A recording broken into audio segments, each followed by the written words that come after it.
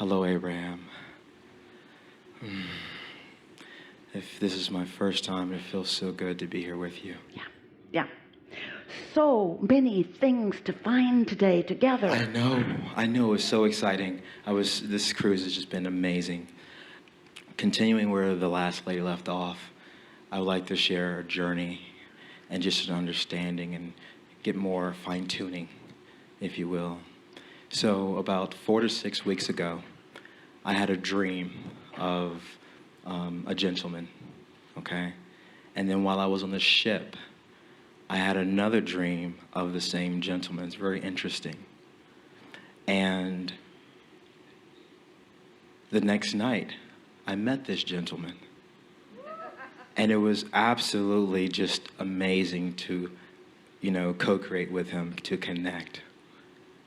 And then, poof, out of the vortex, we were both in, and then out of the vortex. And I'm wondering, like, universe, what is going on? What's happening? And so I went through my own discovery. And after the complaining and, low vibrations and just wanting to be heard, I realized, oh my gosh, what the person had stated to me, I was actually resonating. And I was wondering, like, why am I attracting these types of people into my life? But I realized that within me, although I wasn't saying certain things, I was expressing them energetically. And that's how I was attracting him into my life. And then after that, I had this epiphany, or like a deeper understanding of law of attraction, that we are literally attracting who we are in this moment, who we are. And sometimes when we attract it, sometimes we don't like what we see because we weren't clear, because we can't see the... We've been saying for a while that there are two ways of knowing what your point of attraction is. One by what you're feeling, but you got to get in touch with that.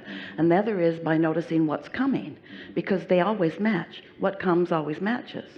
It's always attraction, always attraction, always attraction, always attraction, always attraction, always attraction. What did you take away from that? So what I took away from that was this. When I started looking at law of attraction, I said, okay, I see things in terms of conceptually, what did you take away from that? What do you now understand about the way this all works that you didn't understand in a personal way before that? That we are an energy generator. Yes, at a minimum, but there's something more that you got from a personal application of focus. Yes. That dream that you had, there was a little bit of fogginess in that as you were offering that to us. So we just want to ask you straight out, did you conjure the dream or did you receive it? I received it. Were you really as aware of it as you now say you were before you met him or after you met him? It was after. It was after the event that caused us to disconnect. But we're talking about when you saw that person, you knew you had seen that person. Was it a visual thing or was it an energetic thing? It was a visual thing in the dream. You were just walking around and you actually recognized someone from your dream in the same way that you had seen them on television? Yes, because what had happened is I saw the person initially, but the timing was off. And then I had an idea just to go up and dance. And then after I danced and finished dancing, he came around and was like, hey, it was like... What we're getting at, we want you to be deliberate about your creating. And we think it is such a wonderful thing. In fact, there's nothing more important than to, as life comes to you, acknowledge what's coming and how you felt when it got there. And even if you have clarity to do this, how you felt while you were on your way to it. Because what we're talking about in these leading edge conversations is getting out ahead of things. But what we're talking about getting out ahead of is catching your vibration up with what's in your vortex, even though what's in your vortex often is something unseen to you. Now, it's particularly interesting to us that what you saw in your dream, what did you see? What did you see? What did I exactly see in the dream? What did you see? I saw the physical structure, the color hair. I saw roughly the height. I actually thought it was one of my friends who's here. But what was interesting is that... we want to just keep asking the questions for just a moment. So what you saw were physical characteristics. Yes. Anything beyond that? They were sad. I felt the feeling of this person. I felt they were sad, but I didn't know why. People call those premonitions.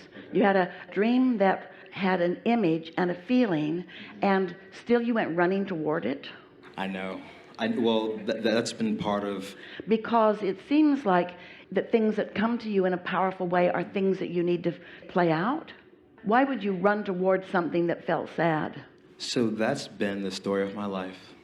Unfortunately, I mean, It's all right, and there's nothing wrong with the story because you're an uplifter. But that's the most important component of this.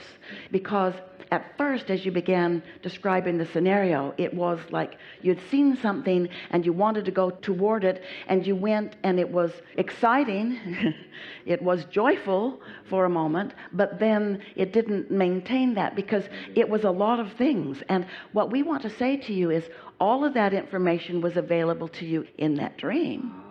Was all available to you then. In other words, there's a full description of everything. That's why you feel impulses to move toward and impulses to move away. But how are you going to know what those impulses are? How are you going to really get your balance on a bicycle if you don't have some imbalance on your bicycle?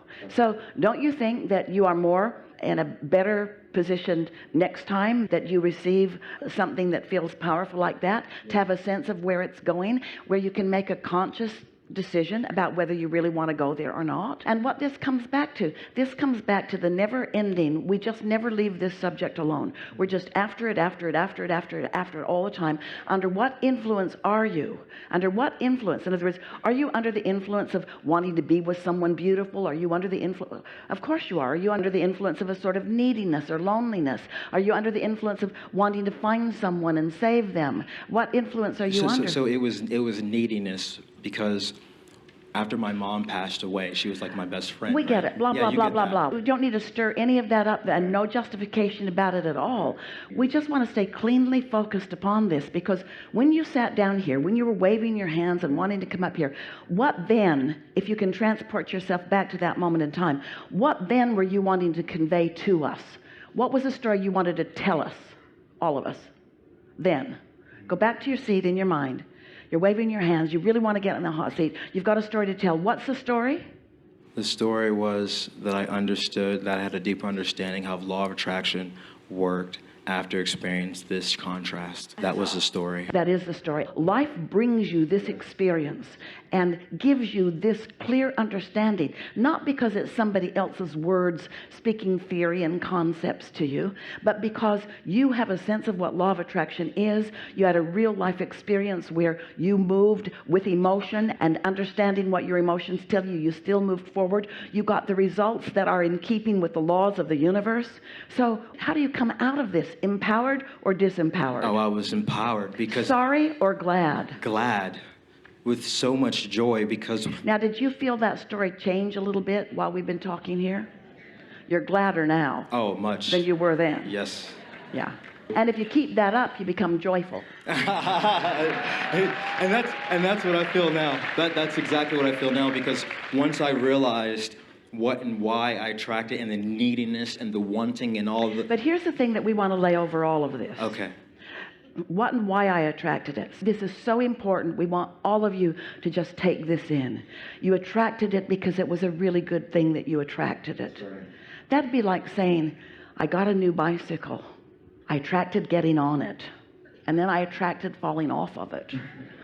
And then I attracted getting on it. And then I attracted falling off of it. And now I so love riding my bicycle. That's right.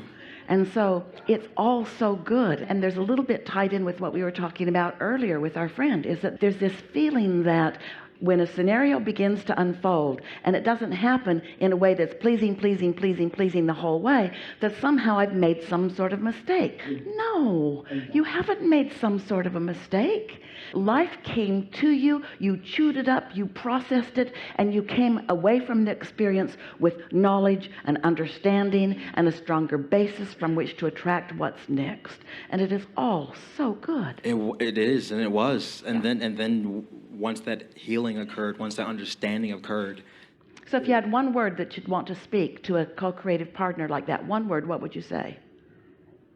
Thanks. Yes. You don't get two words. Oh. One word, one dominant feeling that you come away with. Yes. Yeah. And then, once you settle down a little bit, another word will occur to you. More life, more understanding, more stability, more refinement of desire, more understanding of my emotional guidance system, more deliberate application of my emotional guidance system, more staying on the track of pure positive energy, more joy. That's right. And I used to judge. That was the historical, I would have an experience, judge, beat myself up, go through that. That's the tricky thing about being a deliberate creator. When you decide you're going to be a deliberate creator, then you are mindful of your creation and you're rather hard on yourselves when things aren't going swimmingly in every single moment. But life is coming to you based upon the momentum that's already there. Don't you want to know what that is? And if you could just hear us when we say, there is no judgment, there is no one anywhere saying, oh yeah, they've got a pretty bad point of attraction going on there. There's not any of that anywhere coming from your inner being. There's just an eagerness of the joyful expansion that you're going to experience as a result of this and this and this and this and this. And if you could really feel that way,